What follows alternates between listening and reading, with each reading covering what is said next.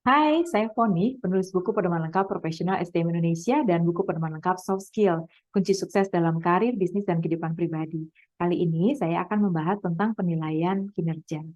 Penilaian kinerja merupakan bagian dari evaluasi kinerja yang merupakan bagian dari manajemen kinerja. Penilaian kinerja yang efektif sangat penting untuk dilakukan karena akan menghasilkan lingkungan kerja yang positif, karyawan yang merasa puas dan termotivasi, atasan yang mampu berperan secara optimal dalam mendukung keberhasilan karyawan, dan pada akhirnya mendukung keberhasilan pencapaian sasaran-sasaran strategis organisasi. Penilaian kinerja yang efektif dapat dilakukan jika kita memahami dan mampu mengantisipasi permasalahan yang muncul dalam penilaian kinerja, mampu menentukan metode penilaian kinerja yang tepat, mampu menentukan penilai kinerja yang tepat, serta mampu melaksanakan sesi wawancara penilaian kinerja secara efektif. Mari kita bahas satu persatu. Yang pertama, permasalahan yang muncul dalam penilaian kinerja. Ada 7 permasalahan yang sering muncul dalam penilaian kinerja. Yang pertama adalah ketidaknyamanan atasan. Atasan sering merasa tidak nyaman melakukan penilaian kinerja karena merasa khawatir akan menyinggung perasaan karyawan sehingga merenggangkan hubungan mereka di masa depan. Yang kedua adalah strictness dan leniency. Strictness adalah keengganan atasan untuk memberikan nilai tinggi kepada karyawan karena merasa nilai tinggi justru akan membuat karyawan merasa cepat puas dan tidak bersemangat lagi untuk meningkatkan kinerjanya di masa yang akan datang. Sebaliknya, leniency adalah kelonggaran atasan dalam memberikan nilai yang tinggi kepada karyawan karena merasa justru dengan nilai yang tinggi, karyawan akan berterima kasih dan semakin bersemangat meningkatkan kinerjanya di masa yang akan datang. Permasalahan ketiga adalah bias, yaitu ketidakobjektifan atasan dalam memberikan penilaian karena dipengaruhi oleh rasa suka atau tidak suka. Jadi misalnya atasan merasa tidak menyukai karyawan, maka cenderung memberikan nilai rendah. Sebaliknya, jika atasan merasa menyukai karyawan, maka akan cenderung memberikan nilai yang tinggi.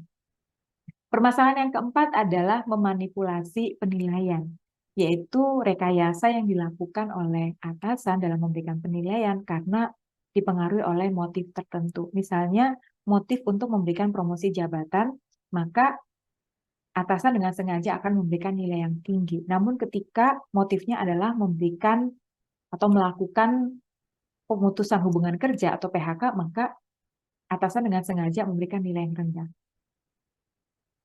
Permasalahan berikutnya adalah halo effect dan horn effect. Halo effect adalah ketika ada satu sifat positif karyawan yang mempengaruhi penilaian secara keseluruhan. Sebaliknya horn effect adalah ketika satu sifat negatif karyawan mempengaruhi penilaian secara keseluruhan. Permasalahan berikutnya adalah central tendency error, yaitu kecenderungan untuk memberikan nilai tengah kepada karyawan karena atasan merasa ragu untuk memberikan penilaian. Terakhir adalah recent behavior, yaitu penilaian yang diberikan hanya berdasarkan perilaku terkini karyawan karena atasan tidak memiliki dokumentasi yang lengkap tentang perilaku dan kinerja karyawan secara keseluruhan. Berikut yang perlu dipahami adalah metode penilaian kinerja. Ada 6 metode penilaian kinerja yang umum digunakan. Yang pertama adalah graphic rating scale, kemudian peringkat, force distribution, ISE dan critical incident, behaviorally anchor rating scale, dan key performance indicator atau KPI. Pemilihan metode penilaian kinerja dapat disesuaikan dengan kebutuhan dan kondisi dari organisasi. Berikutnya adalah penilai kinerja. Penilai kinerja dapat merupakan atasan langsung atau self-assessment ataupun terdiri dari beberapa orang, baik secara multi-rater ataupun secara 360 derajat.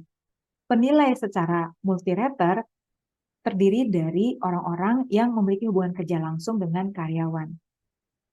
Sementara 360 derajat adalah penilai yang terdiri dari orang-orang yang memiliki hubungan kerja langsung dengan karyawan, baik yang berasal dari lingkungan internal maupun yang berasal dari lingkungan eksternal organisasi. Penilai yang berasal dari lingkungan internal organisasi, misalnya atasannya, rekan kerja, bawahannya, ataupun rekan kerja dari departemen lain. Sementara penilai dari lingkungan eksternal dapat berasal dari pelanggan ataupun dari pemasok. Semakin banyak dan semakin lengkap penilai kinerja, maka penilaian kinerja dapat dilakukan dengan semakin objektif dan efektif. Namun demikian, semakin banyak melibatkan penilai kinerja, tentu saja membutuhkan waktu yang lebih panjang dan biaya yang lebih besar. Maka dapat disesuaikan dengan kondisi dan kebutuhan organisasi. Terakhir adalah sesi wawancara penilaian kinerja. Agar objektif dan efektif, maka sesi wawancara penilaian kinerja sebaiknya meliputi 7 sesi. Sesi yang pertama adalah pembukaan yang dilakukan oleh atasan, di mana atasan akan menyampaikan maksud dan agenda wawancara penilaian kinerja. Sesi kedua adalah sesi pemaparan self-assessment dari karyawan yang bersangkutan. Dilanjutkan dengan sesi ketiga, yaitu penyampaian hasil penilaian kinerja. Mulai dari penjelasan mengenai metode penilaian kinerja, penilai kinerja, dan kesimpulan hasil penilaian kinerja.